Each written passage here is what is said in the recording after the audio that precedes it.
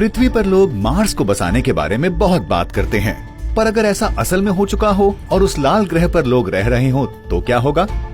Mars पर जीवन कैसा होगा? क्या हम मार्स की सतह पर रह पाएंगे या हमें वहाँ होने वाली सोलर रेडिएशन से बचने के लिए सतह के नीचे कहीं छुपना होगा? क्या हम उसे अपने रहने लायक बना पाएंगे? आप देख रहे हैं क्या हो अगर, और ये है क्या हो अगर हम मार्स पर रहें तो। क्या आपका कभी इस ग्रह को छोड़ने का मन करता है? सूरज से चौथे ग्रह मार्स के बारे में कभी सोचा है? वो पृथ्वी से 56 मिलियन किलोमीटर से लेकर 401 मिलियन किलोमीटर की दूरी पर हो सकता है।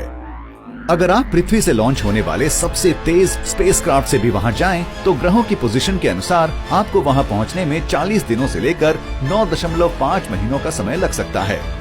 और स्पेस में इतना टाइम बिताने के बाद आप आखिर में मार्स को क्षितिज पर सूखा और बेजान पाएंगे। क्या आप वहां जिंदा रह पाएंगे? मार्स पर जिंदा रहने के लिए आपको क्या चाहिए होगा?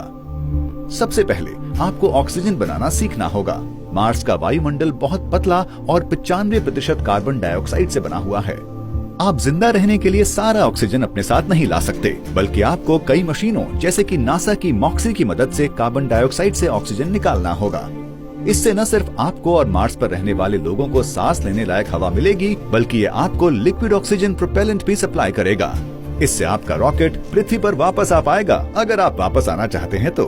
मार्स पर फसल उगाने लायक उपजाऊ मिट्टी नहीं है।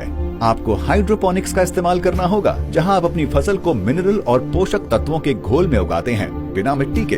पानी न होने के कारण वहां की आबादी अपनी जरूरत का सिर्फ 20% खाना ही उगा पाएगी।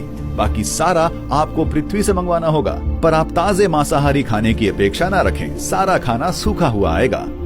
बाकी आबादी के साथ आप शायद हवा के प्रेशर से बनी हुई बिल्डिंग्स में रहेंगे, मगर ज्यादा संभव है कि आप सतह के नीचे चले जाएंगे, क्योंकि मार्स पर ग्लोबल जियोमैग्नेटिक फील्ड नहीं है और वहाँ का वायुमंडल भी बहुत पतला है। तो मार्स की ऑर्बिट के ऊपर रेडिएशन का लेवल इंटरनेशनल स्पेस स्टेशन से 2.5 गुना ज्यादा है। ये मनुष्य के सहने के लिए काफी ज्यादा है। सन टैनिंग भूल जाएं, वहाँ सूरज पृथ्वी से आधा दिखाई देगा। और अगर आप बाहर जाना चाहते हैं और जिंदा वापस आना चाहते हैं, तो आपको एक स्पेस सूट की जरूरत होगी, जिससे आप वहाँ न के बराबर एटमॉस्फेरिक प्रेशर और रेडिएशन से बच सकें। आपका सूट आपको गर्म भी रखेगा, जो कि जरूरी है क्योंकि मार्स पर तापमान बहुत कम होता है। पृथ्वी पर सबसे ठंडा सर्दी का मौसम मार्स के सामान्य सर्दी के मौसम के मुकाबले स्वर्ग होगा। तापमान -55 डिग्री सेल्सियस तक कम होगा। पोल्स पर और ठंड होगी, जहां तापमान -153 डिग्री सेल्सियस तक भी गिर सकता है। मार्स पर एक दिन पृथ्वी से 40 मिनट लंबा होगा, जबकि वहां एक साल पृथ्वी से दुगना लंबा होगा। अगर आप नॉर्दर्न हेमिस्फीयर में रहेंगे तो आप 7 महीनों तक बसंत और 6 महीनों तक गर्मी का आनंद लेंगे। पतझड़ 5 महीने और सर्दी 4 महीने लंबी होगी।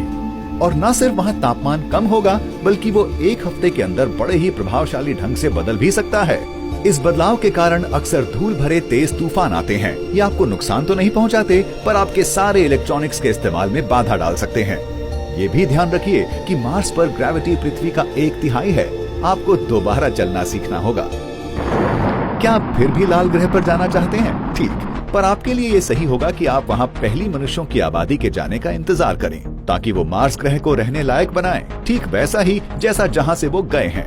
वे मार्स को गर्म रखने के लिए दूसरे ग्रहों के वायुमंडल से अमोनिया गैस एक्सपोर्ट करेंगे। ये गर्मी मार्स के नॉर्थ पोल पर जमी बर्फ को गैस में बदलेगी, जिससे कि उस ग्रह को एक वायुमंडल मिल सके।